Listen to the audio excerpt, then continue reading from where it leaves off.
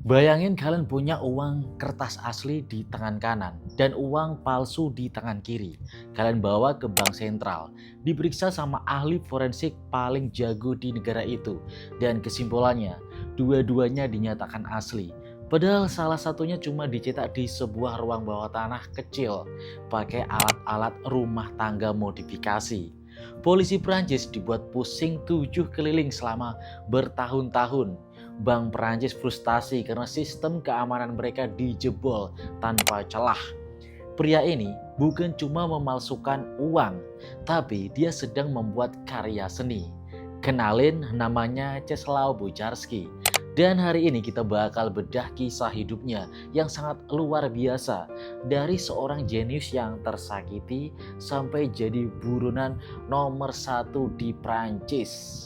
Halo semuanya, balik lagi bareng saya Abid Nasrullah. Gimana kabar kalian? Semoga sehat selalu dan rezekinya lancar. Dan hari ini kita bakal mengulik kisah-kisah investigasi, sejarah dan misteri paling gokil dari seluruh dunia nih. Dan kalau kalian suka cerita kriminal yang bikin mikir sekaligus geleng-geleng kepala nih, pastikan udah klik tombol subscribe terlebih dahulu dan nyalain loncengnya ya. Oke, gak usah lama-lama, mari kita mulai pembahasan ceritanya.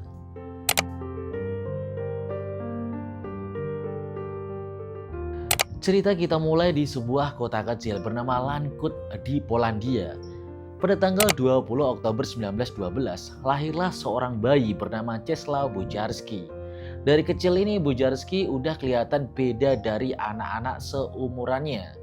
Dia tumbuh jadi pemuda yang super jenius. Otaknya encer banget, terutama di bidang teknik, arsitektur, dan kimia.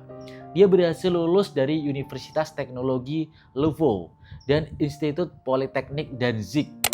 Gelarnya mentereng banget kala itu, insinyur. Di zaman itu, punya gelar insinyur di Eropa tuh udah kayak punya jalur VIP menuju kesuksesan. Tapi sayangnya, Bojarski ini lahir di waktu yang salah.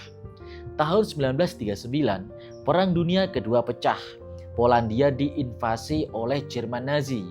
Alih-alih bisa kerja tenang di lab atau proyek konstruksi, Bojarski malah harus lari menyelamatkan diri. Dia sempat gabung ke tentara Polandia, tapi karena negaranya hancur lebur, dia akhirnya kabur ke Hungaria. Lalu tibalah Bojarski ke Prancis. Di Prancis inilah petualangan hidupnya yang sebenarnya dan sedikit tragis nih sebenarnya akan dimulai. Setelah perang selesai, Bojarski memutuskan buat menetap di Prancis. Dia pikir, hey, saya ini insinyur jenius. Prancis pasti butuh orang kayak saya buat bangun ulang negara ini. Tapi realitanya zonk, kosong banget cah. Statusnya sebagai imigran bikin Bojarski dipandang sebelah mata di Prancis. Bojarski mencoba mendaftarkan berbagai paten penemuannya. Dia bikin desain plastik baru, alat-alat rumah tangga yang efisien, sampai inovasi teknik sipil. Dia bawa ke perusahaan-perusahaan Prancis, tapi apa respon mereka? Ya, kamu cuma imigran Polandia, penemuanmu itu gak berguna. Kasar banget kan? Tapi apa sebenarnya yang membuat Bojarski ini sangat murka? Ya, penemuannya malah dipatenkan, bukan atas namanya. Semua karya jeripayah hasil dia memeras otak malah dicuri orang lain. Bojarski mulai jatuh miskin, dia terpaksa kerja serabutan yang gajinya cuma pas-pasan buat beli makan aja. Dan disinilah ego dan psikologis Bojarski mulai terluka. Bayangin, lo tahu kalau lo itu sebenarnya pinter, lo punya solusi buat banyak hal, tapi dunia menolak lo cuma karena lo cuma sebagai imigran gitu ya. Rasa kecewa ini lama-lama berubah jadi dendam. Bojarski mulai mikir, kalian nggak mau bayar ide-ide saya? Oke, kalau gitu saya bakal bikin sistem yang memaksa kalian bayar saya. Gimana kalau saya bikin uang sendiri? Nah, ini dia villain origin story-nya.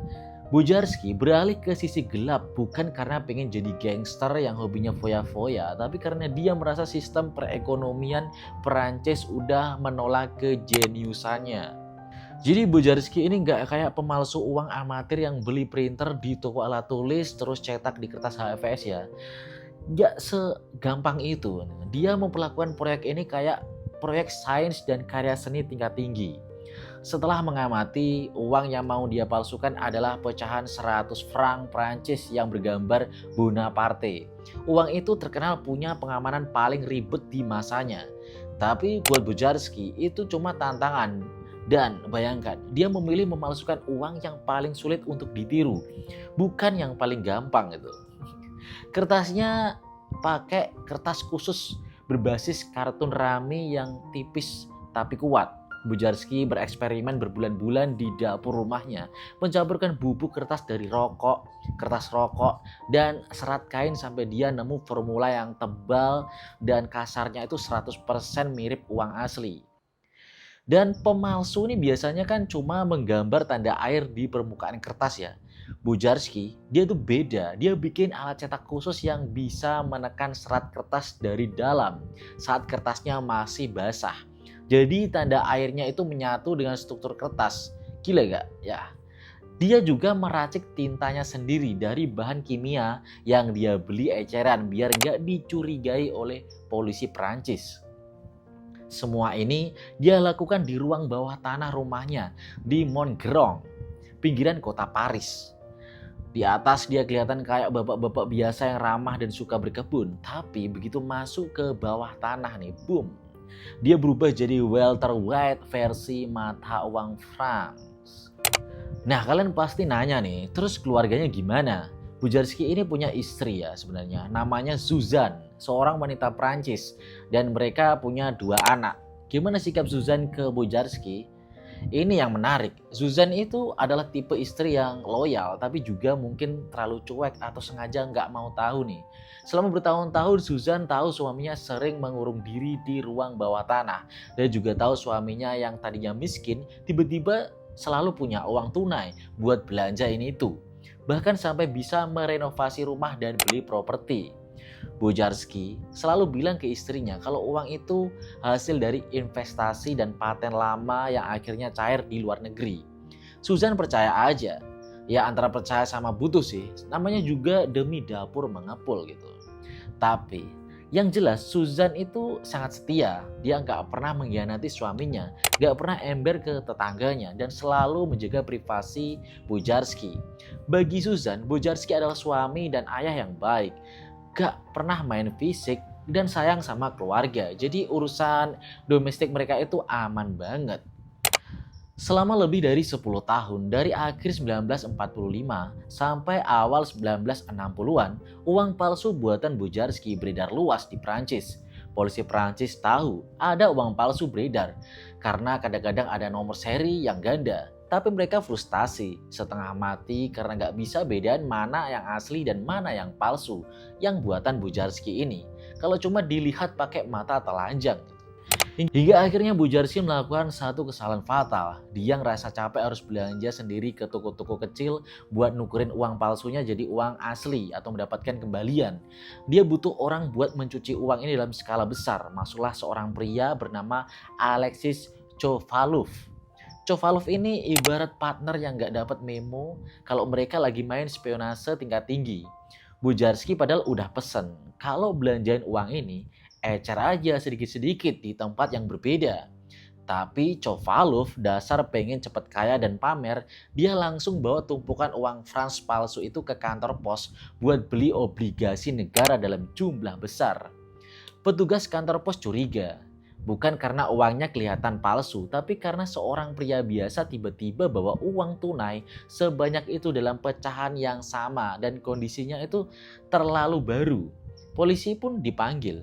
Chovalov akhirnya ditangkap, diinterogasi, dan gak butuh waktu lama dia langsung mengaku dan menyebut nama Bojarski sebagai pencipta uang palsu ini. Akhirnya Januari 1964, polisi mengepung rumah Bojarski.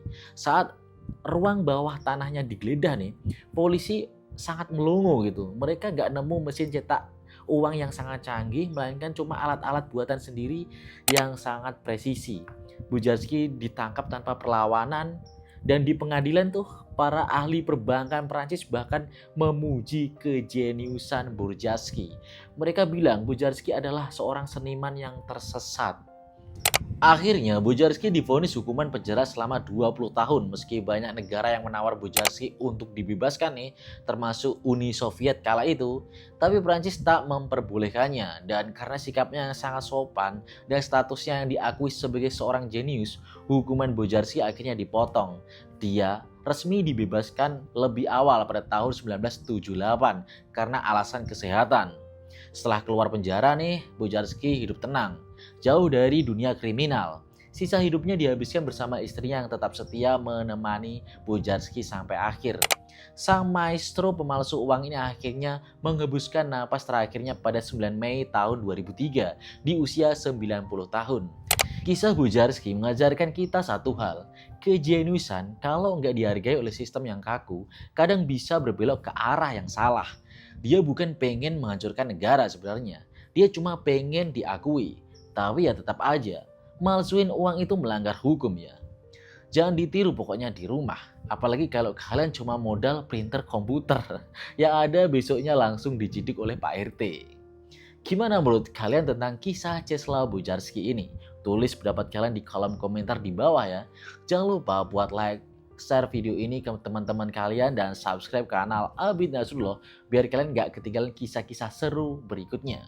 Terima kasih udah menonton sampai habis. Saya Abid Nasrullah pamit undur diri. Sampai jumpa di video selanjutnya. Ciao.